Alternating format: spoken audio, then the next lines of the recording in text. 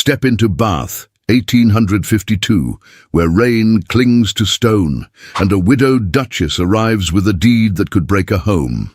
She comes to evict a disgraced physician, yet finds 5 solemn children at the door, and a silence heavy with unspoken truth. Duty presses ink to paper, conscience grips her hand. In the hush between thunder and breath, a secret stirs, a past built on elegant lies, and a choice that could unmake a title or save a life. Tell us where you're listening from and join the conversation. What do you love most about period romances? The slow burn, the hidden scandals, or the triumph of love over rank? Your story begins now. Bath, England, March 1852. The rain had stopped moments before the carriage turned onto the gravel path of Lansdowne Heights, but the clouds lingered like hesitant ghosts, low and swollen, veiling the hills in a pale grey hush. Bath's elegant facades lay far behind her now, those polished Georgian crescents where the world of widows in jet silk whispered behind fans and clung to propriety like a shield. Out here, the city's marble had given way to stone streaked by weather, moss along the edges of window panes, and a silence so deep it throbbed in her throat. Duchess Luna Ravenshaw sat upright in the carriage, her gloved hands resting atop a small portfolio of folded documents, paper that could alter the fate of a household with a single signature. Her mourning bonnet cast a shadow over her face, but not enough to hide the tension in her jaw, nor the flicker of doubt in her hazel eyes. Her gown, a rich forest green wool trimmed with black velvet piping, was perfectly arranged. Her boots shined though muddied by the morning's trek. She had dressed for authority, for presence, for distance, yet the deeper the carriage creaked into the overgrown path, the more her spine betrayed her, stiffening not from pride, but from uncertainty. The manor came into view. It was not what she expected. There were no manicured gardens, no gravel drive neatly raked. The ivy had claimed the southern wall, and smoke rose from the chimney in thin, humble ribbons. One shutter hung askew. And yet there was something, dignity perhaps, in the way the house stood against the hillside, worn but unbowed, like a soldier returned from a war the world had already forgotten. Before the coachman could descend, the front door opened. Luna's breath caught. 5 children stood on the threshold. No maid, no butler, no footman, just a slender girl with a white pinafore faded from washing, holding a little boy with golden curls and jam on his chin. Behind her, 3 others peeked out. 2 boys in patched breeches and a small girl clutching a book so tightly the paper had wrinkled in her fists. They did not speak. They simply watched. Luna stepped down. The gravel shifted under her heel. She gathered her skirts with one hand and advanced with measured dignity. She expected the door to close. It did not. From the shadows behind the children, a man emerged. He was taller than she'd imagined.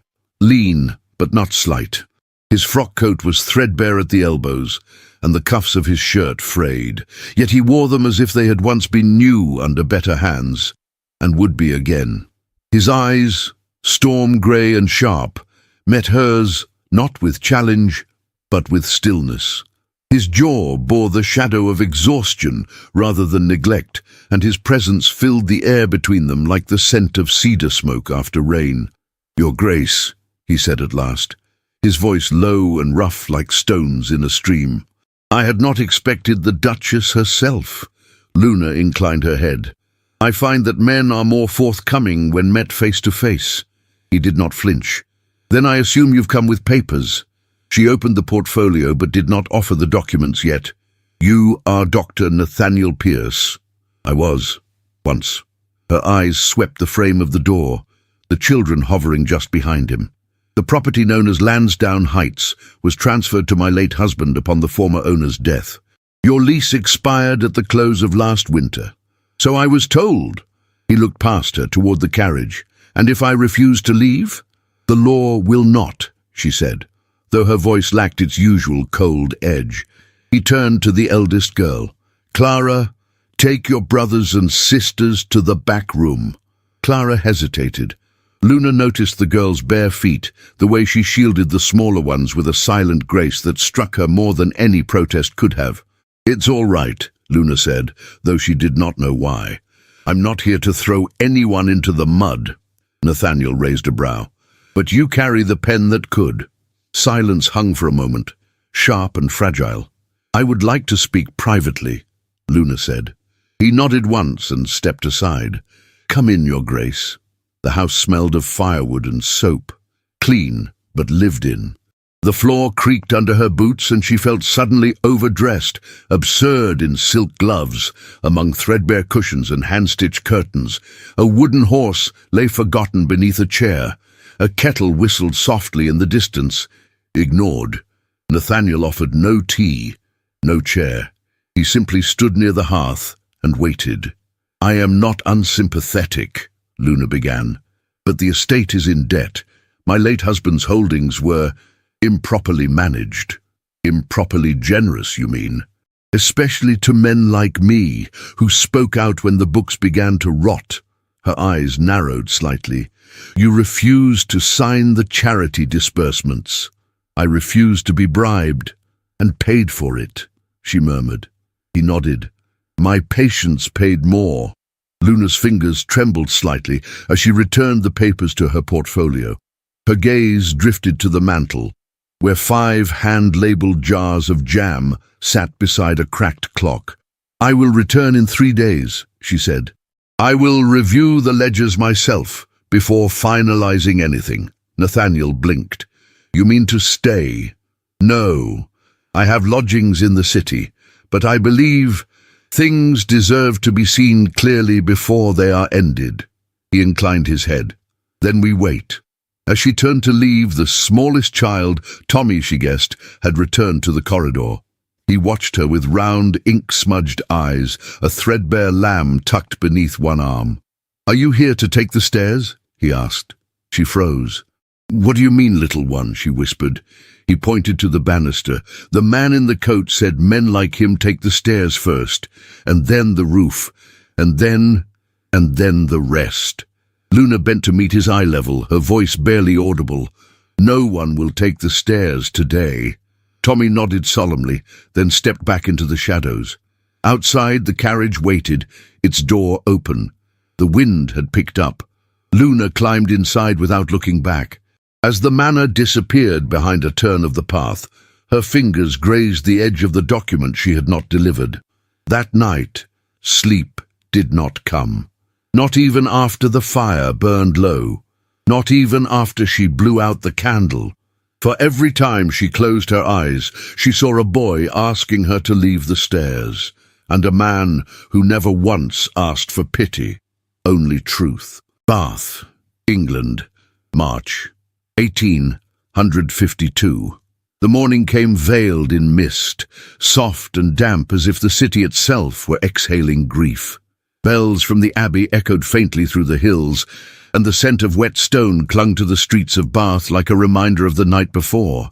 Duchess Luna Ravenshaw sat at the window of her rented townhouse on Queen Square, a cup of untouched tea cooling beside her, while her eyes lingered not on the view, but on the portfolio of estate documents spread across the small table before her.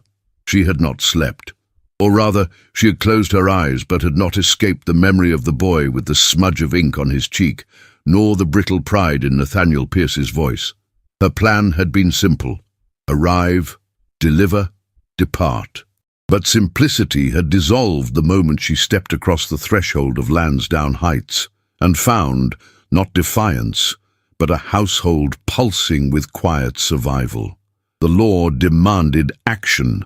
Her conscience demanded delay, and so she had written, coldly, formally to her solicitor, Mr. Reginald Chatham, requesting a temporary suspension of the eviction process in order to audit the financial records attached to the Ravenshaw charitable holdings. The language had been precise. Detachment, after all, was expected of widows and noblewomen, especially when widows sat at the helm of crumbling estates. Now Luna touched the edge of the letter she had not yet sent, her fingers resting over the final sentence, as if by pressing harder she could anchor herself to the decision. She had bought time, nothing more. By mid-morning, she returned to Lansdowne Heights. There was no ceremony to her arrival this time. The coachman barely glanced at her as he lowered the step, and the wind swept her skirts around her ankles with unspoken impatience. The front door creaked open, not from invitation, but from age, and Luna stepped inside without knocking, the smell of hearth smoke and drying herbs enveloping her like a strange sort of welcome. Clara was kneeling beside the hearth in the front room, a dusting of flour on her cheek and a bowl in her lap. Her hair had been tied back with a ribbon so faded its original color was unknowable. "You've returned," the girl said, not as a question, but as a quiet observation. "I have," Luna replied. "Where is your father?" "In the back," Clara murmured, standing. "Tending the jars." Luna nodded. "Would you mind if I observed the household today? I'm conducting a review." Clara hesitated, then offered a shy, practical curtsy. "I suppose you may, but the biscuits will not wait on dignity." Luna allowed herself a smile, brief, almost imperceptible. She followed the rhythm of the house throughout the day. She did not intrude, only watched. From a quiet corner of the sitting room, she took notes in her red leather-bound notebook as the world within Lansdowne Heights unfolded. James sat at the low table near the window, bent over a piece of scrap parchment, tongue peeking from the corner of his mouth as he sketched what appeared to be a horse with human boots. His fingers were stained with charcoal, his shirt collar askew, but his concentration was fierce and unbroken. Edward, the quieter of the boys, had constructed an entire battalion of wooden soldiers from spare kindling, and he lined them up along the edge of the worn carpet as if preparing for a royal inspection. Occasionally he glanced at Luna, not in fear, but in silent curiosity, as though trying to understand her purpose, her place in their daily ritual. Mary, small and dreamlike, wandered the corridors whispering what Luna realized were not prayers, but poems. Not all the words made sense, but the cadence was beautiful, laced with a child's fragile wisdom. Once, she stopped beside Luna and said, "Sometimes I write poems about things that don't exist yet, so they'll be ready when they do." Then she drifted away. Luna could not decide if her heart ached or softened. At midday, she stepped into the study. The air was cooler there, and the desk bore the marks of use, ink stains, a chipped edge, papers stacked with care, but little formality. Nathaniel was not present. A physician's bag rested in the corner, its leather scuffed and the brass clasp dulled by years of service. On the mantel, above a cracked map of Bath's wards, sat a small framed sketch of a woman with a gentle smile and deep-set eyes. It did not take guessing to know who she had been. Behind the desk, the filing cabinet bore the lock of a man who had been burned before, but the financial ledgers Luna had requested from the solicitor, those from the Ravenshaw charities, she carried in her own satchel. She spread them across the desk and began to read. At first it was merely numbers, amounts, dates, disbursements, medical supply lists, distribution logs. But then came the notes in the margins, notations that did not match, payments made to firms that did not exist, signatures that had been traced. She saw the same initials again and again, R.C., and a name for a supplier, Merritt and Sons, repeated in connection with goods that, according to internal invoices, were never received. And then, tucked between 2 pages of shipping records, a brief memorandum.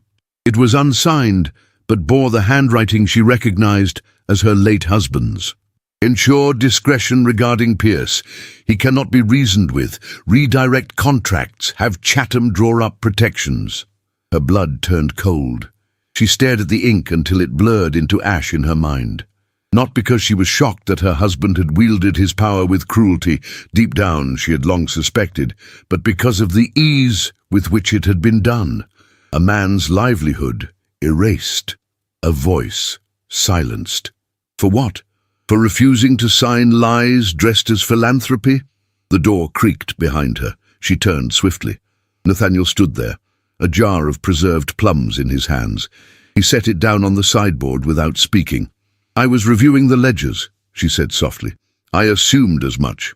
Luna hesitated. "You were right." His expression remained still. "About which thing?" "About being pushed out. About the false accusations." He nodded, slow and weary. "It cost me everything but my children." She closed the notebook. "And them? They are the only reason I breathe." Silence fell between them like a veil. She wanted to ask what he had done when no one would hire him. She wanted to ask if he ever regretted his choice. But the questions felt too intimate, too sharp for this narrow room with its quiet ghosts. Instead, she asked, "Why stay here?" His eyes lifted to hers. "Because it is ours, and because the truth doesn't need chandeliers to be worth protecting." Luna stepped past him, but before she crossed the threshold, she paused. "I will delay the eviction," she said. "For how long?" "Long enough to decide whether the past can be undone." Nathaniel said nothing, but when she left the room, she could feel his gaze behind her like a weight, not heavy, but real, like gravity. That night, back in Queen Square, she read through the memorandum once more.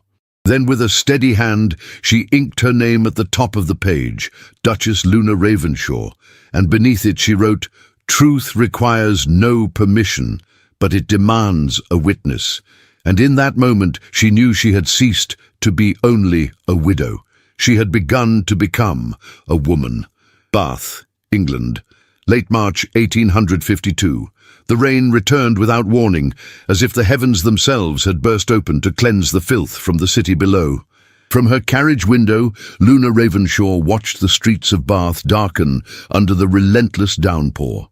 Gutters overflowed, carrying away ash and refuse, while children darted under archways, clutching their shoes and coughing into their sleeves. The sound was not the laughter of play, it was the brittle echo of fear. When the coach reached the lower quarter near Avon Street, the stench struck her first. Sickness, rot, and lie. Even through the closed window, it pierced her lungs.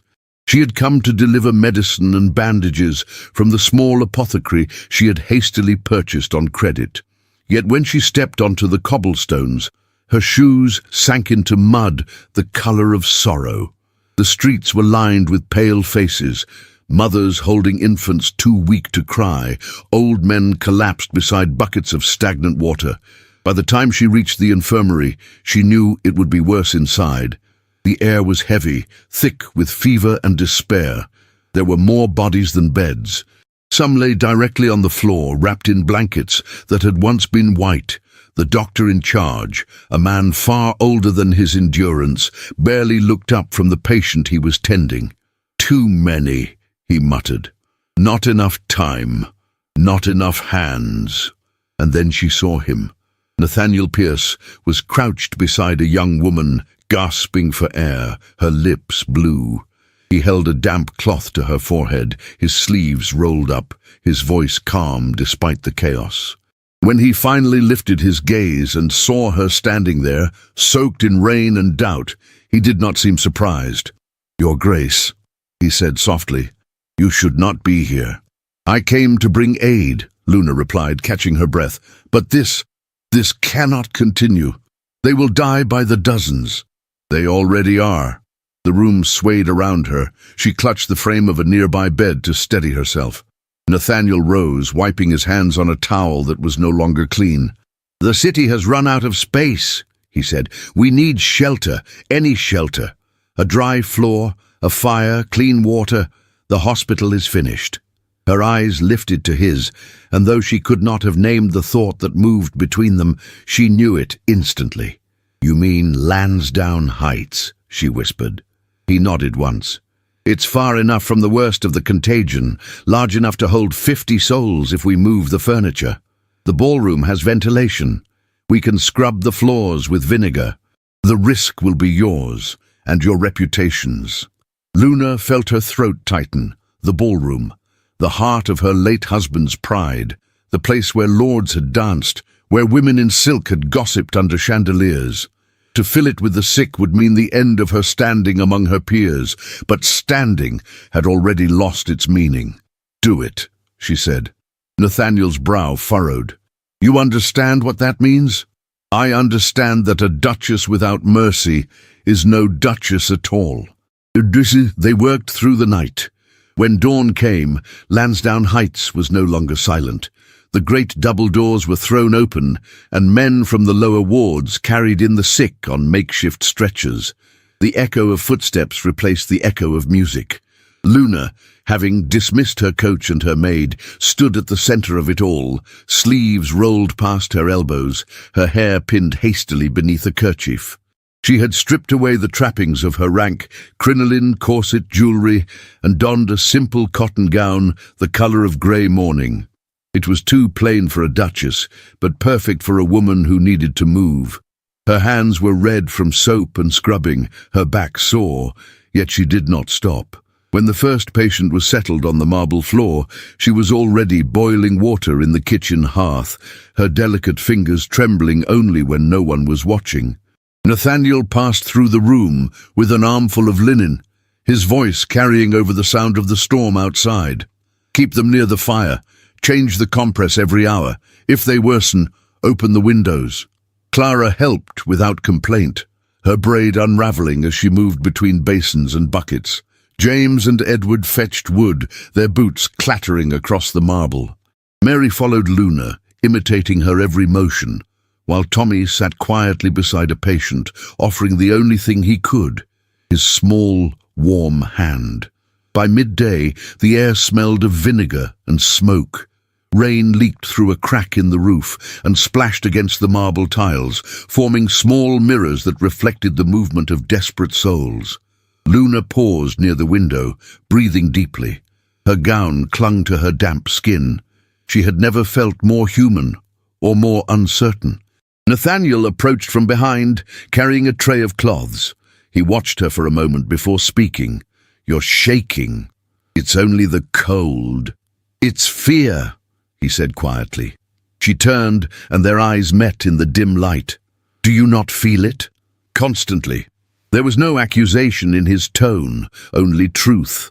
The distance between them shrank until she could feel the warmth of him despite the chill. The air seemed to thrum, fragile as glass. Then, as if remembering himself, he stepped back and cleared his throat. "You should rest. I'll finish the cleaning. I'm not leaving these people to die on my floor." "Your floor?" She looked down, realizing how her words had sounded, and a faint color rose to her cheeks. "Our floor, then." He allowed himself the smallest smile. "Better." As the afternoon darkened, a carriage clattered up the hill. The door burst open, and Mr. Reginald Chatham entered without invitation, his umbrella dripping water across the foyer. His narrow face twisted when he saw the scene, the blankets, the steam, the cots being carried through the hallway. "Your Grace!" he sputtered. "What in heaven's name are you doing?" "Saving lives," Luna said, not looking up from the basin she was filling. Chatham's gaze darted between Nathaniel and her, scandal sharpening every syllable. "You have turned a noble residence into a pest house. The entire county will hear of this. You are lowering your station, destroying the Ravenshaw name." Luna straightened, her eyes glinting with quiet fury. The Ravenshaw name was already stained by deceit. At least now it shall be remembered for mercy. You will ruin yourself. Then let me be ruined with purpose. Nathaniel said nothing, but his jaw tightened. He met Chatham's gaze for a heartbeat before turning away, unwilling to waste breath on a man who measured worth in titles. Chatham stormed out, muttering curses under his breath, the echo of his boots fading into the rain. The silence that followed was long and heavy. Luna exhaled slowly, her shoulders trembling once more, not with fear this time, but release. Nathaniel watched her, something like admiration flickering in his eyes. "You didn't have to do that," he said. "Yes," she replied softly. "I did." As night fell, candles were lit along the perimeter of the ballroom, their flames trembling in the damp air. The walls, once pristine, now bore the marks of labor, water stains, soot, fingerprints. Yet beneath the scent of vinegar and medicine there was something else. Hope. Luna moved among the patients, her steps careful, her voice gentle. She mopped brows, soothed fevers, whispered small comforts that cost her everything and gave her more than she understood.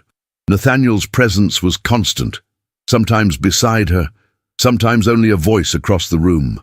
Each time their eyes met, the space between duty and longing grew thinner, more dangerous. When the last patient drifted into uneasy sleep, Luna sank onto a chair by the fire, her muscles trembling from exhaustion. Nathaniel approached quietly, a blanket draped over his arm. "You'll catch your death sitting there," he murmured. "I've caught worse things," she replied with a faint smile. He hesitated, then placed the blanket over her shoulders. His fingers brushed the edge of her collar, barely touching her skin, but the contact sent a shiver through her that had nothing to do with the cold. "Thank you," she whispered. He drew back.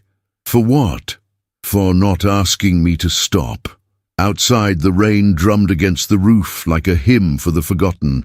The marble floor gleamed under candlelight, streaked with water and footprints, a testament to both ruin and redemption. Luna Ravenshaw, Duchess of a fading name, sat beneath the sound of the storm and realized that for the first time in her life, she was no longer watching the world from behind glass. She was inside it, drenched, trembling, alive. And though she did not yet understand it, the rain had already begun to wash away far more than dust and marble. It was erasing the woman she had been, one drop at a time. Bath, England, early April, 1852. The air within Lansdowne Heights had changed. It no longer smelled of old books and cold stone, but of tinctures, boiled vinegar, rosemary steeped in water, and life, raw and trembling, yet defiant.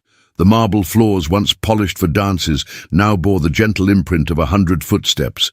Baskets of bandages leaned beside firewood stacks. Beneath the chandelier, not yet removed, someone had hung a line of drying cloths. It was no longer a ballroom. It had become a sanctuary. Outside, the city groaned. Rain gave way to a breathless lull, but the cholera did not rest. New cases arrived daily. Dock workers' wives clutching infants, chimney sweeps too weak to lift their arms, laundresses whose hands trembled from more than soap and water. They came by foot, cart and prayer, and each was received with equal care. Luna moved among them with purpose. Her cotton gown washed and dried so often it no longer held its original color. Her sleeves were often rolled to the elbow, revealing wrists pale from a life once untouched by labor. Her boots were scuffed, her gloves long discarded. She no longer resembled the Duchess of Ravenshaw in anything but bearing, and perhaps in the quiet steel that had begun to show in her spine. Clara kept the ledger with astonishing discipline. By candlelight in the kitchen, she recorded every jar of liniment, every inch of bandage. Luna sat beside her most evenings, offering guidance and praise in equal measure, surprised by how natural it felt to teach a girl with no title and no dowry. Clara had begun to write in a delicate looping hand, proud when her columns lined up straight. Luna recognized something sacred in that, the dignity of order in a world frayed by uncertainty. Nathaniel worked without pause. His skill was a quiet storm, unquestionable, tireless. When he lifted a child into his arms, when he stitched a wound with fingers that had not rested in years, when he leaned over a patient's bed, whispering hope between breaths, even the cynical could not deny the man was born to heal. Luna watched him often, though never long enough to be noticed. He wore his grief like a second coat, familiar, worn, functional. His wedding band remained on his hand. His eyes rarely strayed from his task. And yet, in moments when their paths crossed, when she passed him a towel, when their shoulders brushed near the hearth, when his fingers grazed hers in the exchange of a scalpel, there was something beneath the silence, something dangerously human. One afternoon, after a long rain had once again made the roads nearly impassable, a carriage rolled up the hill with the unmistakable clang of arrogance. It stopped with a flourish, and from within emerged a woman dressed in black bombazine. Her parasol snapped open, though the skies were dry. Lady Aspinall. Her entrance was not announced. It never was. She swept into the foyer with the authority of someone accustomed to being obeyed. Luna rose from the bench near the stairs, wiping her hands discreetly against her apron. "Lady Aspinall, my dear Duchess," the older woman said, her voice syruped with disdain. "How unexpected to find you among vinegar and pestilence." Luna inclined her head. "These walls no longer hold waltzes, I'm afraid." "So I've heard," the lady replied, sweeping her gaze across the corridor where patients rested on makeshift beds. "You've invited the plague into your home, and now your name dances upon every tongue in Bath. Tell me, do you enjoy martyrdom, or merely scandal?" The insult did not land. Luna had heard worse from better men. "I enjoy purpose," she answered simply. Lady Aspinall sniffed. "You disgrace your station. There is charity, and then there is madness." Behind her, Nathaniel stepped into view, his shirt stained at the sleeves, his jaw set. His presence was not for her, but for Luna. He said nothing. Luna stepped forward, her eyes meeting the older woman's without flinching. "You once told me my husband was a beacon of virtue. Did you know he signed off on false charities, that his solicitor and his supplier forged ledgers to fill their own pockets while clinics received nothing?" Lady Aspinall froze. Her parasol lowered slightly. "No?" Luna smiled, but it did not reach her eyes. "Then perhaps you should choose your scandals more carefully." With that, she turned back toward the hallway, her steps steady. Lady Aspinall left moments later without another word. Her carriage, once poised like a monument, now seemed only a shell of irrelevance. Later that evening, Luna returned to the study with a folder of correspondence. Nathaniel was already inside, tending to a set of surgical instruments. "I suppose you heard." "She was louder than the church bells," he said dryly. Luna exhaled. "I should care more than I do. You don't strike me as a woman who's ever been afraid of dust on her hem." She smiled faintly. "I used to be." Nathaniel paused, then wiped his hands and approached the desk where she laid out the latest files. "Are these the ledgers from the shipping firm?" She nodded. "Yes, Merritt and Sons, or rather Merritt and No Sons, as the Sons appear to be fictitious." He skimmed the columns, his brow furrowing. 3 times billed, none delivered." She tapped another entry. "And signed by Chatham's assistant, who is conveniently in Paris." Nathaniel leaned on the edge of the desk, his voice quieter now. "You're not just doing this for them, are you?" "No," she admitted. "I'm doing it for me." Their eyes locked. There was a silence between them, thick with a truth neither dared name. Luna turned slightly, her hand brushing a letter written in her husband's hand. Words that once thrilled her now made her skin crawl. She picked it up, then slowly set it aside. "I was 20 when I married him," she said, voice low. "He was charming, powerful, so perfectly admired by the world. I thought myself fortunate, but now I wonder if I ever knew him at all." Nathaniel's voice was gentle. "Charm can be a weapon." "Yes," she whispered, "and I held the blade without realizing it." Her gaze returned to the fire. "I was a duchess married to a man who used kindness as currency. I smiled beside him. I hosted his patrons. I gave speeches written by his secretary. I wore jewels purchased by deceit. And now I must ask myself, was I complicit or merely blind?" Nathaniel stepped closer. "You were surviving a world built by men like him." "I loved a lie," she said. He did not answer. Not at first. He let the truth breathe between them, unsmothered. Then, softly, "It takes strength to admit that, even more to change it." She looked up at him. Their faces were close now. The flickering light from the fire played along the angles of his cheek, his temple, his lips.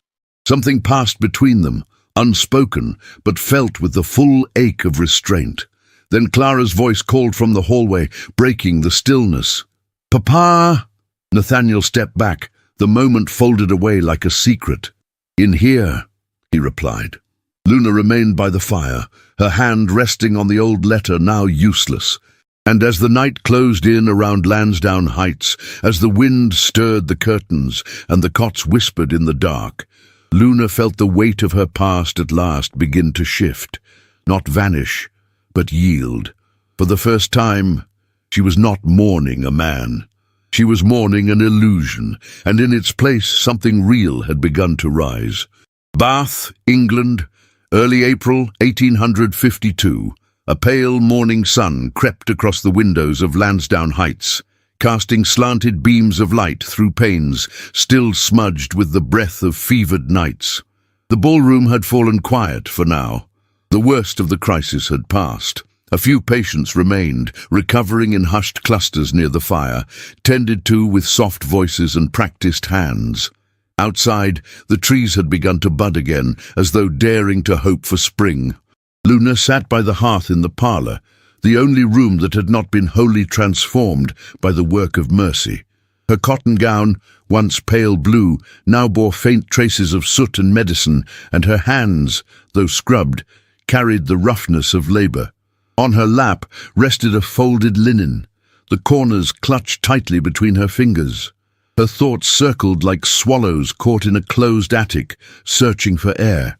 Nathaniel stood near the tall windows, his silhouette outlined in gold. He had just returned from the city infirmary with news of fewer deaths. It should have brought relief. Instead, something between them had thickened like fog, refusing to lift. "You said nothing at the time," he said at last, without turning. Luna's breath caught. She had known the conversation would come, though she had not known how deeply it would wound. "I needed time," she said, "to decide if we were worth it." He turned now, and the gentleness of his voice made the hurt sharper.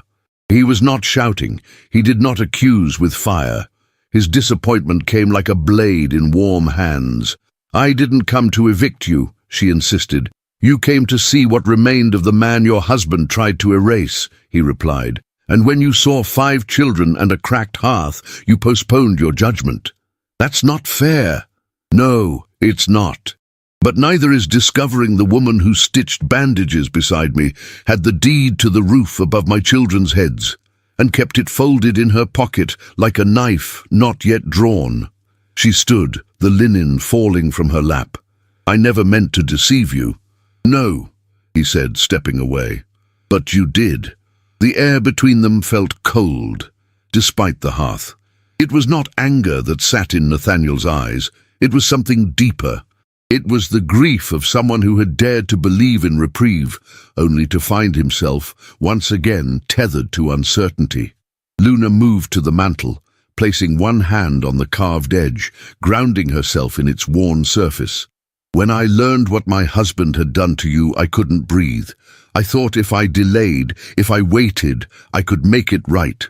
And yet you kept your silence. I didn't want you to look at me the way you are now." For a long moment he said nothing. Then with quiet finality he replied, "Now you know how it feels." He left the room without another word. The silence that followed pressed in around her. Not just the absence of Nathaniel's voice, but the absence of what had begun to grow between them. Slowly, unspoken, as tender as moss on a grave. And now it was as though she had stepped on it without meaning to and crushed it all the same. The day moved slowly. Luna returned to her duties, but her hands lacked their usual steadiness. The children noticed. Clara watched her with guarded eyes, her ledger clutched tighter than usual. James offered no sketches that day. Even Mary, usually fluttering between rooms like a poem in motion, sat quietly in the kitchen, watching Luna prepare bread with movements dull and mechanical. As the dough rested beneath a damp cloth, Luna sat beside Mary and brushed the child's hair away from her face. "Are you tired, sweetheart?" Mary looked at her, serious as only a child can be. "No," she whispered. "But you are." Luna's throat tightened. The girl leaned closer. "Are you going back to London?" The question struck deeper than she expected. "I don't know," Luna admitted. "Because of Papa?" Luna nodded faintly. Mary tilted her head, studying her. Are you going to abandon your place in our story? Tears rose before Luna could stop them. She pressed her fingers to her lips, trying to quiet the ache in her chest. I thought I didn't have a place, she whispered. Mary shook her head. You do. It's right between after Mama and before what comes next. That night, after the children were asleep and the house had settled into the soft hush of a resting body, Luna sat alone in the study. The fire crackled low, casting long shadows along the walls. In her lap rested a sealed envelope. The parchment had yellowed with age. The seal bore the Ravenshaw crest, unbroken. It was a letter from her husband. He had written it during one of his travels, the last year before his illness. She had never opened it. Pride had held her back. Perhaps fear. Perhaps she had known, even then, that its contents would offer only what he had always given: charm, avoidance, empty beauty stitched with lies. Her fingers traced the wax. Then, slowly, deliberately, she placed it into the fire. The parchment curled, darkening into ash. The seal cracked. Flames licked the corners, devouring the loops of a hand she had once loved. Smoke rose, sweet and acrid, filling the room with the scent of finality. She did not weep. She watched until nothing remained but ember and silence. Somewhere upstairs, the house shifted with sleep. Outside, the wind pressed softly against the glass. Luna stood, brushing ash from her skirt. She felt neither victorious nor broken, only changed. The fire had burned through more than parchment. It had burned through the last thread that tied her to the woman she had been. A woman dressed in jewels and silences, a duchess who never dared to ask where her husband's money came from, so long as the invitations kept arriving and the carriages gleamed. Now she wore no jewels. She received no invitations, and the only carriage she knew waited for patients too weak to walk. Yet in the quiet that followed the letter's end, she felt something stir. Not peace, but purpose. And it was enough. For now. Bath, England, late April, 1852. The storm began as a whisper, the kind one mistakes for distant wind through branches, or the restless sigh of spring unwilling to yield to summer. By dusk, it had grown into a roar that clawed at the sky. Clouds hung low over Bath, heavy and bruised, their bellies lit from within by the erratic glow of lightning. The air itself felt electric, alive with foreboding. Inside Lansdowne Heights, the first clap of thunder made the windows rattle in their frames. The ballroom, now a ward of mercy, shuddered with each pulse of the tempest. Candles flickered, shadows stretched, and the smell of wet stone drifted down the corridor like a ghost. Luna Ravenshaw stood by the high window, watching the storm with silent dread. The wind pressed against the glass, as if demanding entry. She could see the valley below, a blur of grey and movement, trees bending like penitents under a darkened sky. Somewhere far off, church bells tolled, swallowed almost instantly by thunder. Nathaniel entered quietly behind her. His coat was damp from the short walk between the barn and the house, his hair dishevelled by the gale. His presence filled the room, steadying it. The chimney in the east wing has cracked, he said. And we've moved the cots to the far wall, but the roof may not hold through the night. Luna turned to face him, the candlelight trembling over her features. Will it collapse? Not yet, he said grimly, but the ballroom leaks. I've sent Edward and James to fetch buckets. As if summoned by the words, the two boys appeared moments later, soaked to the bone, lugging pails of water that sloshed onto the floor. Their faces were pale, their small frames shivering under the weight. Luna rushed to them, taking one of the buckets herself. Slow down, she urged gently. You'll drown the floor before the storm does. James tried to smile but failed. A crash of thunder split the sky, and the sound rattled the chandelier overhead. The boy flinched, dropping his bucket. Water spilled across the marble, gliding toward the feet of the makeshift cots. Luna knelt at once, pressing her hands into the cold puddle, pushing it back with a rag. The chill bit through her palms, but she did not stop. Nathaniel moved beside her, sweeping the water away with an old broom. They worked in silence, the room illuminated only by the feverish rhythm of lightning. The storm was relentless. Wind howled through the cracks of the great doors, and the roof groaned above them. Then came the sound they feared most, a slow, splintering crack, followed by the unmistakable drip of rain through wood. A steady leak began, then another, then another. Within moments, the once grand ballroom had become a battlefield of buckets and cloths. Clara appeared, guiding two of the older patients to safety. The girls from the kitchen followed with towels, their skirts hitched high.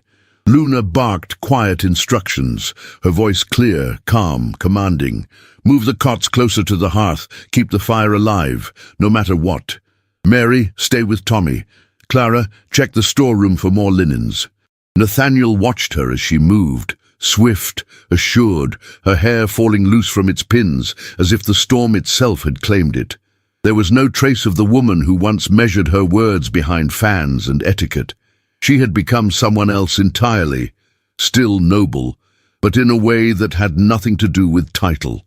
Then came the cry, a child's sharp wail from across the hall. Luna froze, her heart lurching. "Papa!" Edward shouted, rushing to the corner where a little girl from the city lay sprawled beside her cot. Her arm was bleeding from a loose nail torn from the shutter. Luna was at her side before Nathaniel could move.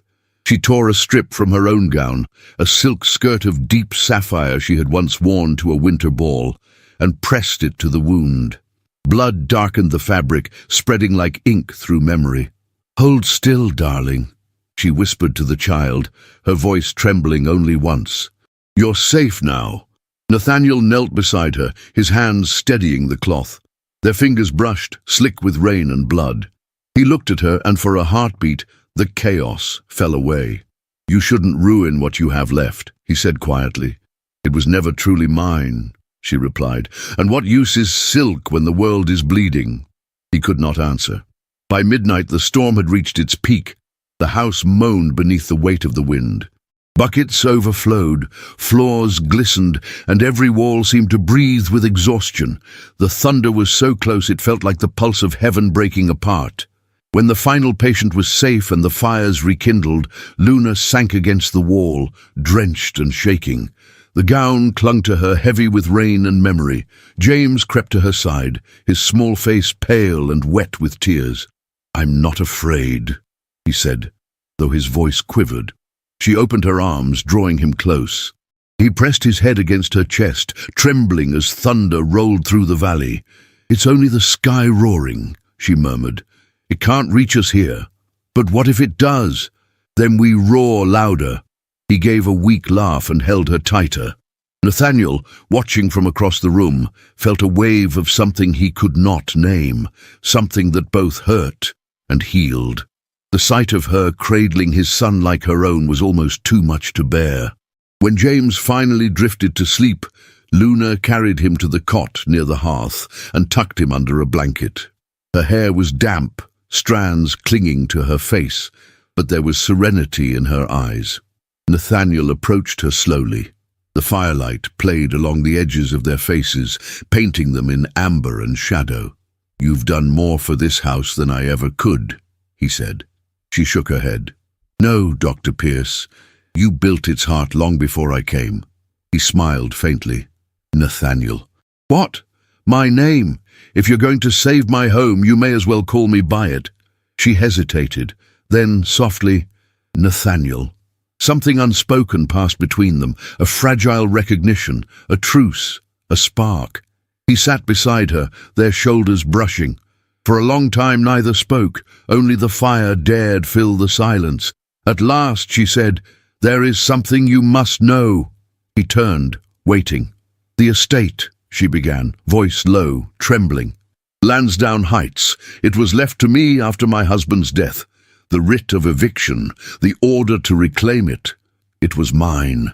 Nathaniel stared at her, the words settling like ash between them. She continued before he could respond. "I didn't understand what it meant at first. I came to do what I thought was expected of me, to collect debts, to protect my title. Then I saw you, your children, your work, I saw the truth.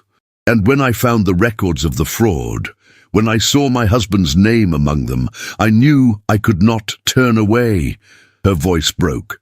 "I should have told you sooner. I was afraid."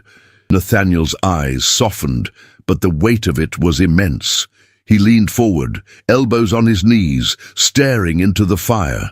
For a long while the only sound was rain, hammering against the windows. Finally he spoke. "So you came here with the power to destroy us?" "Yes, and you stayed to save us." She nodded, tears shining unshed. He looked at her then, not as an adversary, not even as a duchess, but as a woman stripped of all pretenses, a woman who had walked through ruin and still chosen mercy. He reached for her hand, slowly, deliberately. His palm was rough, calloused from years of work, but his touch was steady. "Then we fight," he said simply. Her breath trembled. "For what?" she asked. "For the truth, for what's worth saving." Her eyes filled, and she nodded, unable to speak.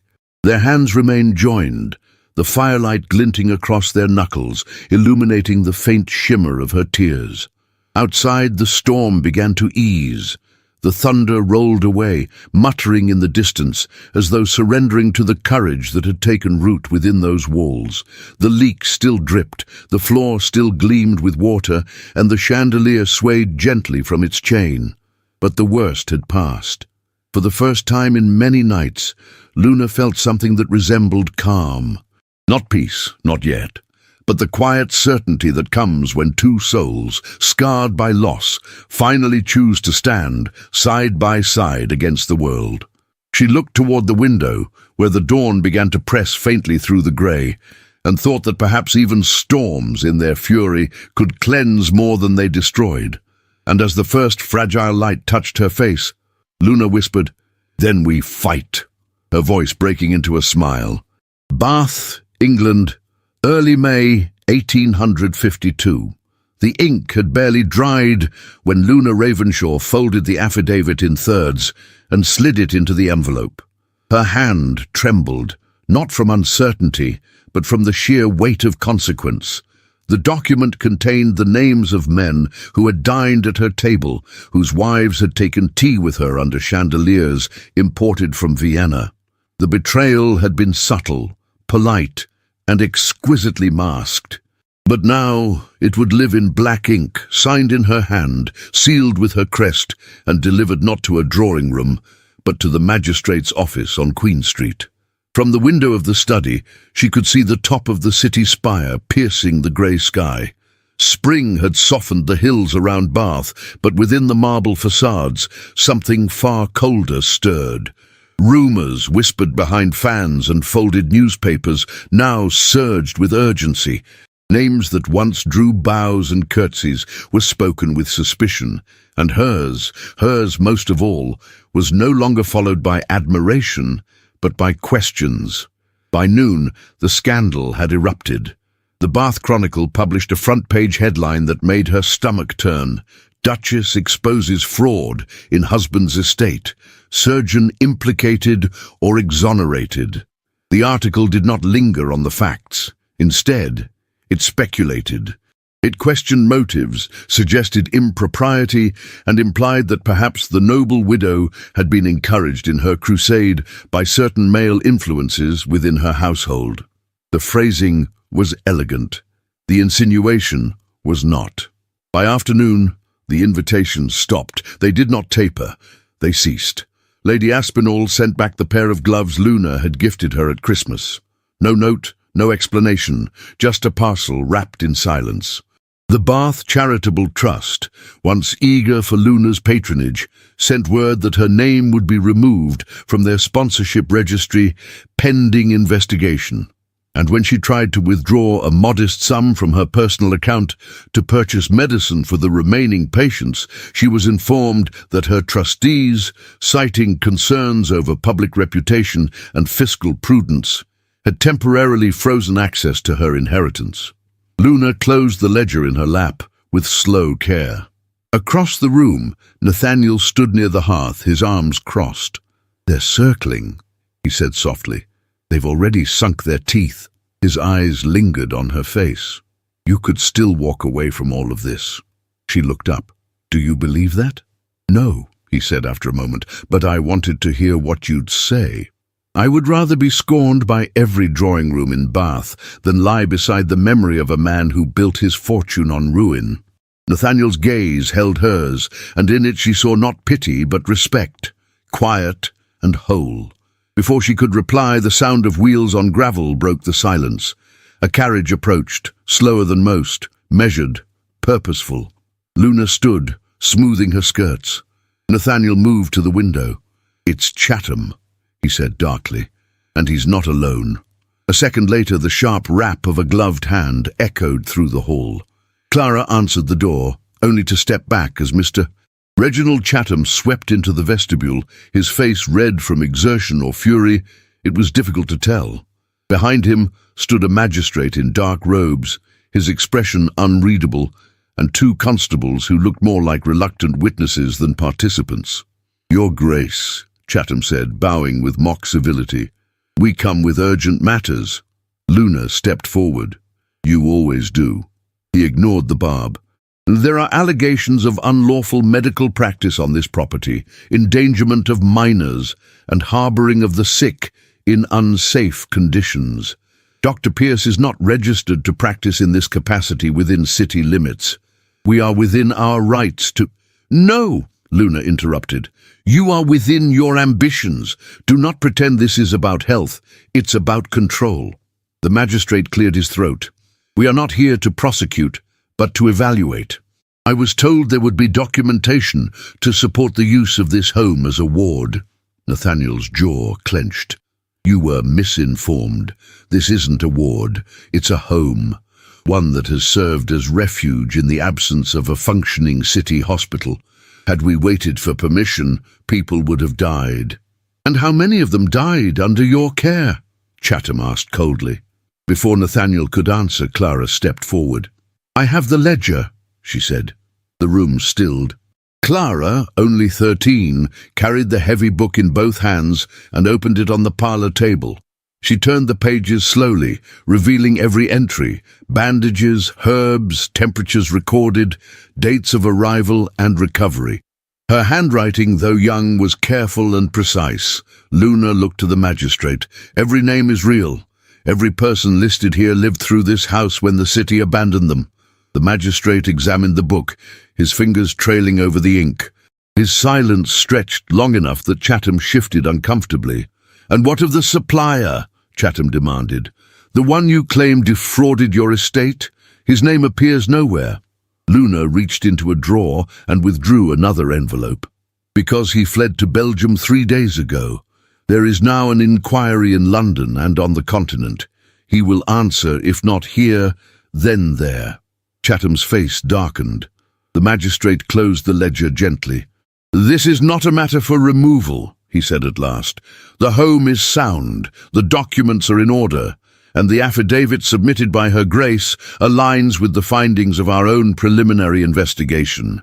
But she's not a physician, Chatham barked. She has no right to administer— She administered nothing, Nathaniel said, stepping forward. She served. The magistrate nodded to the constables, who made no move to act. We are finished here. The silence that followed was not celebratory. It was solemn, earned. Chatham straightened, his hands trembling slightly. You've destroyed your standing, Luna. She met his gaze without blinking. No, Reginald, I've reclaimed it. With that, he turned and left. The doors closed behind him with the sound of judgment passed. That night, the house exhaled. The patients resting in the ballroom remained unaware of the battle fought just beyond their fragile sleep. Luna returned to the study alone. The fire had burned low, and the room was dim. On her writing desk sat the final remnant of a life once lived in marble and silk, her wedding ring. She lifted it cold and thin, the gold dulled with time. In that small band lived memories she no longer wished to carry, nights of performance, mornings of silence, the applause of false virtue. It had been a symbol of belonging once. Now it was merely a circle without end. She set it down, not with violence, but with certainty, not in a drawer, not in a box, on the center of the desk, where it would remain untouched. Then she turned, her skirts whispering against the wooden floor, and stepped into the hallway. Behind her, the fire flared once more, as if the house itself had drawn a breath. And for the first time in years, Luna did not carry the weight of a name. She carried the strength of her own. Bath, England, mid-May, 1852. The morning that the papers arrived from the Court of Trustees, the sky above Lansdowne Heights was pale as porcelain. It was not raining, nor was it truly bright, but the clouds had softened into something bearable, like linen pressed and folded by a steady hand. Luna stood at the threshold of the front hall, the official seal still unbroken in her hand. She did not open it immediately. She had learned, in the quiet labor of recent weeks, that not all things required haste. Some needed to sit in the stillness of breath and bone. The world could change with a letter, yes, but the soul changed in silence. The paper crinkled faintly as she slid her finger beneath the wax. The letter was short, precise. The trust she had proposed had been approved. Lansdowne Heights would be designated a legal community health center, protected from estate reclamation or future sale. Dr. Nathaniel Pierce was confirmed as resident physician. The legal ownership of the property, once hers alone, now belonged to something greater, something living. She folded the letter once more and pressed it to her chest. The marble floors that had once reflected candlelight now bore the scuff marks of boots, cots, and labor. But it was not ruin. It was proof of life. It was marble married to bone, purpose etched into stone. In the weeks that followed the scandal, Bath society turned its face from her completely. No more invitations, no more charitable luncheons or lace-bound correspondence from titled friends. Her name was erased from the donor wall at the Almshouse Society. Her presence was no longer requested at musical salons or the opera box her husband had once reserved for her each winter. Lady Aspinall led the exodus. She sent word to her circle that her grace has taken to matters unbecoming of a lady. The phrase made its way across tea tables, carried by mouths that had once praised Luna's taste in gloves and compliments. But Luna no longer lingered in salons. She lingered in the kitchen, where dough rose beneath linen cloths, and Mary read her half-rhymed verses aloud while Clara scrubbed the windows. She lingered in the sick room, where Nathaniel taught Edward to measure temperature with calm precision, and where James learned to light a lamp without spilling oil. And sometimes, when dusk made the old walls golden and the world quieted into breath, she lingered by the window with Nathaniel, sharing coffee grown cold and stories never told to anyone else. It was during one such dusk that the gift arrived. Clara presented it, cheeks pink with pride, her arms wrapped around something carefully stitched. It was a cushion, modest, hand-sewn, the seams uneven in parts, but the fabric was clean and the embroidery was unmistakable. You are ours. The letters were crooked, but strong. The thread, a deep burgundy, had been salvaged from a frayed hem. The fabric came from one of Luna's older petticoats, worn and softened by time. She held the cushion against her chest, unable to speak. Clara, watching her reaction with the worried hope only children possess, added softly, "We thought you should have a place too, like all of us." Luna reached for her hand and pressed it gently. "I do," she whispered. "I do." The following week, she walked into town for the first time since the hearing. The air was warm, but the chill in the eyes of passers-by had not lifted. Shopkeepers greeted her with cautious politeness. Women she had known for years crossed to the opposite side of the street. One mother pulled her child closer as Luna passed. It did not hurt the way she thought it would. There was something almost liberating in the absence of pretense. To be seen fully, for both her trespasses and her courage, was better than being adored for a mask. Outside the flower market near Stall Street, she found herself face to face with Lady Aspinall. The older woman was wrapped in mourning black, though Luna knew well enough that her husband had died 2 years prior. The veil was for appearance now, not grief. Lady Aspinall sniffed audibly. "Your Grace." "Lady Aspinall, I see you are still parading through the city like a heroine of the gutters." Luna tilted her head, neither smiling nor retreating. "I walk where my conscience leads me." Lady Aspinall narrowed her eyes. "You could have been a queen of this town. I would rather be its servant." The silence that followed was sharp. Then came a voice, clear and young. "She saved us all, and not once did she ask to be thanked." Clara stood behind Luna, arms crossed, face lifted in defiance. The crowd stirred. A few women turned their heads. A fruit vendor paused in the middle of arranging pears. Lady Aspinall blinked, the edges of her mouth twitching. "How quaint," she muttered, then stepped away, disappearing into the crush of market-goers. Luna placed her hand on Clara's shoulder. "You didn't have to do that." "Yes," Clara said, "I did." That night the house was quiet. Nathaniel had taken the boys for a walk through the fields behind the garden. Mary was asleep in her father's old armchair, a poetry book open against her chest. Clara had gone to bed early, humming softly as she disappeared up the stairs. Luna remained in the study, alone. The fire crackled low, the scent of burnt ash mingling with lavender from a sachet tucked into the curtains. There was a letter waiting on her desk, a plain envelope, no crest, the paper coarse and folded by hand. She opened it slowly. It was from the office of the Royal Chancery. "Your affidavit has led to the initiation of a full audit of the Ravenshaw charitable holdings, as well as related financial interests. The Crown wishes to express formal acknowledgement of your courage in illuminating this matter. You will be contacted regarding the disposition of your inheritance upon conclusion of the investigation." There was no signature, no salutation, only that cold, official phrasing. Still, it was enough. She closed her eyes, the weight of the words settling over her like a second skin, not heavy but final. Her hands, though steady, bore new lines. Her hair, though pinned, carried the scent of wood smoke and chamomile. She was no longer the woman who had once held her breath before speaking her mind. She was not the Duchess of Marble Halls. She was a woman of bone now, and blood and resilience. She rose from the chair, extinguished the lamp, and stood for a moment in the dark. Through the hallway came a soft sound.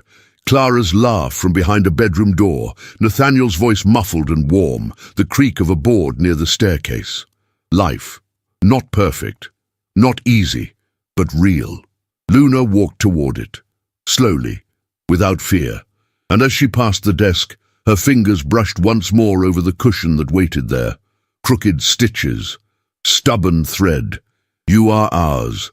And for the first time in all her years as Duchess, she believed it. A hush had settled over Lansdowne Heights in the days following the tribunal's verdict, but it was not the hush of peace. It was the silence of a house bracing itself against the shifting winds of consequence. Outside, Bath bloomed into late spring. Wisteria coiled around wrought-iron gates. Laughter echoed faintly from streets Luna no longer walked. And within the house she had nearly torn apart, the woman who once arrived to evict now paced the corridors with a heart too full of questions. She had not spoken to Nathaniel since the night she left her wedding ring on the desk. He had not asked, nor had he avoided her. Their words were now glances, their silence charged with something neither dared name. The children noticed, of course. Clara glanced up more often from her charts, her eyes watchful. James lingered at the doorway when Luna entered a room, as if waiting for her to stay or go. Every corner of the house bore the mark of their shared defiance. The ballroom, once echoing with the memories of ducal extravagance, now held new life, stacked cots, chalk diagrams on the wall, fresh herbs hung to dry above the mantels. But Luna felt the walls pressing closer, not out of resentment, but reverence. The home had become a living thing, and she its beating heart, yet she wondered if her presence still pulsed for good. One morning, she stood in front of the great mirror in the withdrawing room. Her reflection stared back with the quiet severity of a woman who had come too far to lie to herself. The Duchess in silks had vanished. In her place stood a woman in linen and soft leather boots, hands ink-stained from ledger work, cheeks sun-touched from garden chores. That afternoon a letter arrived. The footman brought it to her. Brow knit, no crest, only her name in firm handwriting she did not recognize.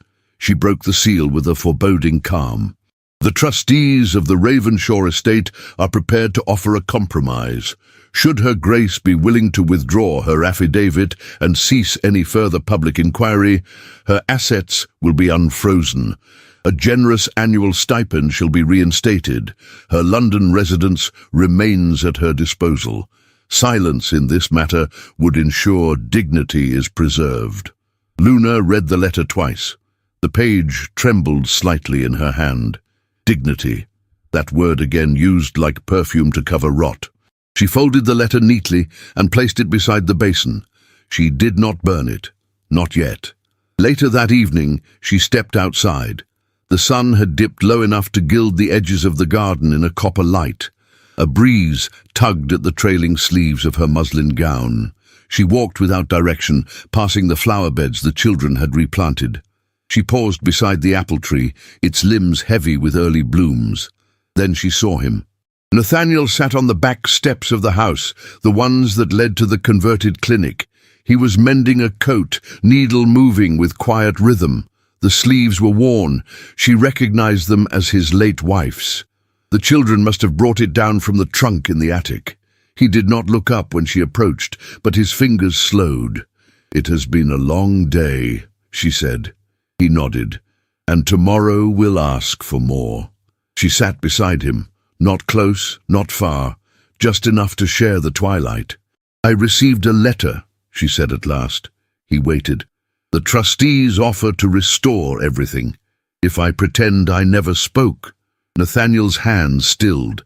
He did not ask her answer. He did not question her reasons. Instead, he said, "The world has always preferred silence over truth. It is why truth is so lonely." She turned to face him. The lines of wear on his face, the way his hair curled damply at the nape of his neck from the day's heat, the roughness of his hands. None of it repelled her. All of it called to her. There was no part of this man untouched by struggle, and yet he remained. "I have considered leaving," she whispered, "to spare you the shadow I bring, to protect the children, to disappear before I ruin what you've built." His jaw tightened, but he did not turn. "I won't beg you to stay, Luna. That is not my right, but I would not ask you to go either." She nodded slowly. "And what if I choose to remain? Not as Duchess, not as benefactor, just as myself." And for the first time he looked at her. "Then I would consider myself fortunate," he said, "but I would never ask more than you wish to give." Luna reached out, trembling slightly. Her hand hovered for a breath before settling over his. It was not a dramatic gesture. It was not theatrical. It was the softest collision of flesh and truth. "I would rather be ruined here," she said, voice unshaken, "than revered in a house built on lies." His eyes darkened, but not with sorrow. With something deeper, recognition, a mirror held to his own hope. He leaned forward. There was no permission asked. None was needed. There was no performance in it. The kiss that followed was quiet and reverent, as if the wind itself held its breath. His hand rested gently on her cheek, hers at his shoulder. They did not rush. They did not tremble. They simply remained. When they parted, Luna did not look away. She held his gaze, steady and full. "We begin here," she said. He nodded. Somewhere behind them, a window creaked open. A child's laughter echoed faintly from the upper rooms. A door closed. Life continued. And on the threshold between ruin and beginning, they remained. Not as symbols, not as fallen or exalted, but as two souls who had dared to choose each other in a world that would rather they hadn't. Spring gave way to summer in Bath, and with it, the world beyond Lansdowne Heights turned its gaze elsewhere. The newspapers stopped printing Luna's name. The aristocracy turned their invitations inward, but the gates of the manor remained open. Where once the ballroom had echoed with the click of polished heels and the distant strain of violins, now it pulsed with learning and healing. The floorboards bore the weight of cots no longer needed for plague, but for lessons in sutures and pulse rhythms. Chalkboards covered the mirrors, bundles of dried sage and lavender hung from the rafters. On weekday afternoons, the laughter of apprentices mingled with the scratch of pencils and the soft cadence of Latin anatomical terms. Clara, now confident in her duties, wore a blue apron over a cotton dress and corrected younger girls with a firm but kind voice. She had grown into herself, as if the very house had breathed strength into her spine. James, quieter, had found his gift not in medicine but in illustration. His renderings of bone and tendon were so precise that one physician from London requested copies. Edward whittled models to match them. The children, once shadowed by grief, now shone with purpose. And Luna, no longer hidden behind title or silk, walked among them as one of their own. She tied her hair with a ribbon at the nape of her neck and wore simple gowns with rolled sleeves. To the townspeople, she was no longer the duchess with a scandal. She was the woman who stayed. They called her, with a smile and reverence, the Duchess of the Heights. Baskets of bread arrived weekly from bakers who remembered her in the ward. Laundresses left soap bars at the door. Chimney sweeps tipped their hats. No gold changed hands, but gratitude flowed richer than any coin. On the anniversary of the ballroom's transformation, the day the doors had opened to the sick and frightened, a quiet ceremony was held in the stone chapel down the hill. The bell did not toll. There were no orchestras, no satin-gloved guests from Mayfair, only neighbours, nurses, and the children who had made the house into a home. Luna stood at the chapel doorway in a gown of dove-grey muslin.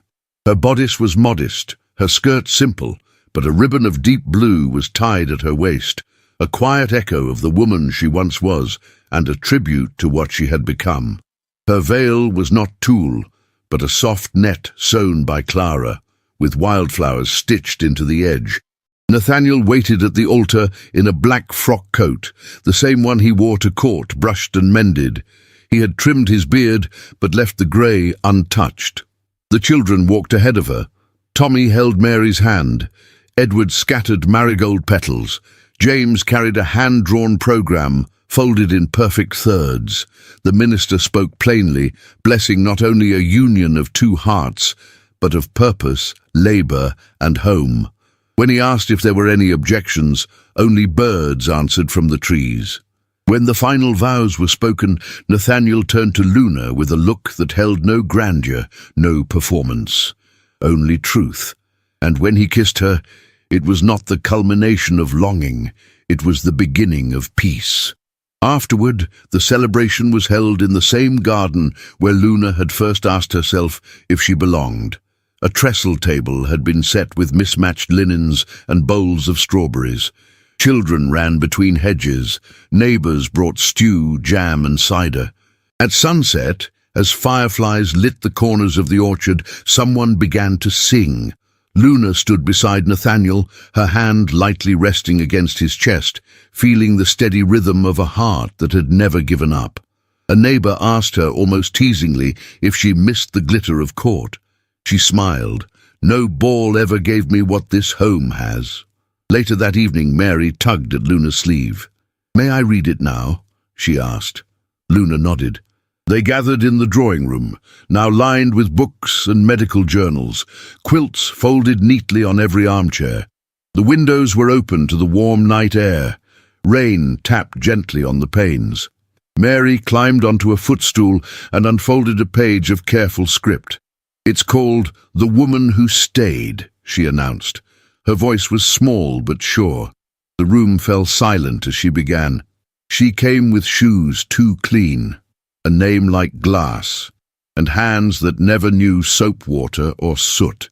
She came with papers meant to divide, but stayed with bandages, linen, and quiet bread.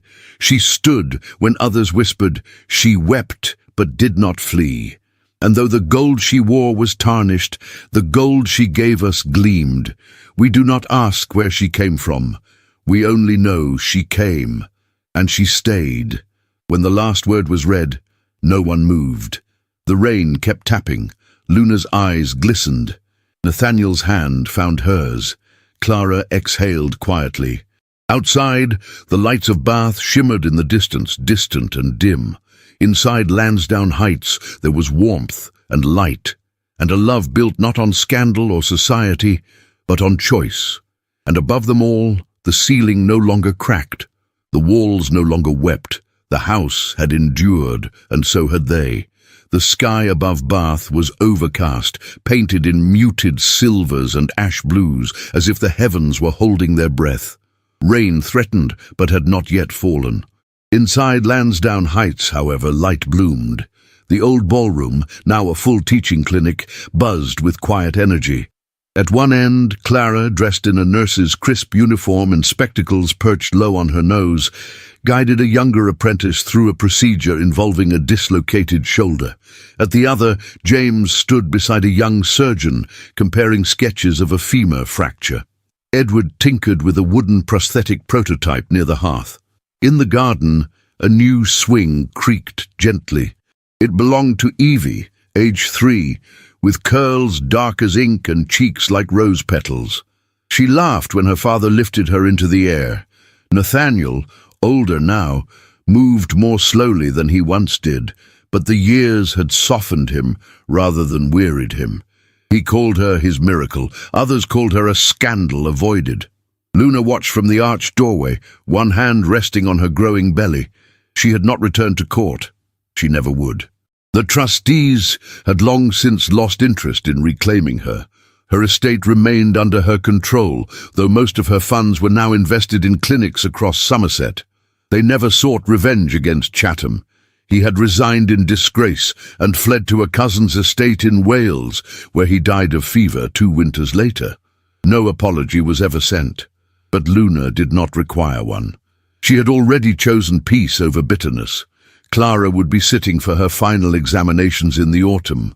James had published 3 illustrated guides with medical presses. Edward had begun crafting tools for patients with missing limbs. Mary, now 12, was writing a book of poetry, and Luna's arms were full of children, of purpose, of a husband who each morning kissed her wrist before reaching for a scalpel. Sometimes when she stood by the nursery window at dawn, she would recall her first day at Lansdowne Heights, the weight of the deed in her gloved hand, the resolve in her spine, the fear behind her eyes. That girl had not known what she would find. Now, years later, she knew. She had found a life made not of diamonds or ducal favor, but of hands held in silence, of patience healed in borrowed light, of stories read aloud beneath patchwork quilts, of wildflowers pressed between ledger pages, of stairs mended not with stone, but with faith. And in the hush of each evening, as Nathaniel read by firelight and the children drifted into sleep, Luna would whisper softly, "We stayed, and in staying, we became." Some stories stay with us, not because they are grand, but because they are true. The Ballad of Lansdowne Heights is not just a romance, it is a testament to the courage it takes to stay when leaving would be easier, to begin again when all seems broken, to love not with fanfare, but with quiet acts of defiance, kindness, and purpose. Luna Ravenshaw didn't win a crown. She didn't reclaim a throne. She chose to build a home. And in doing so, she discovered that dignity, healing, and love are not born from status, but from the choices we make when no one is watching. If this story moved you, if at any moment you saw yourself in Luna, or found hope in Nathaniel's resilience, or felt your heart warm at the laughter of children in a house once cold and crumbling, then tell us. Leave a comment and share what touched you the most. And if you've read all the way to the end, write the word "stay" in the comments. It will be our secret sign that you too understand the quiet power of standing your ground for love, for truth, for home. If you feel called to support the team that brings these period dramas to life, we would be deeply grateful for a super thanks in any amount you wish to give. Every gesture helps us keep telling these stories, rich in emotion and crafted with care. But if now is not the time to give, your support still means the world to us. Share this story with a friend, a sister, a mother, or anyone who believes that love can grow in unexpected places. That is another beautiful way to help this story live on. And don't forget, there are more timeless tales waiting for you. Look at the cards on your screen now and let yourself be swept away by other unforgettable romances. Thank you for being here, for feeling, for staying, for believing. We'll see you in the next story.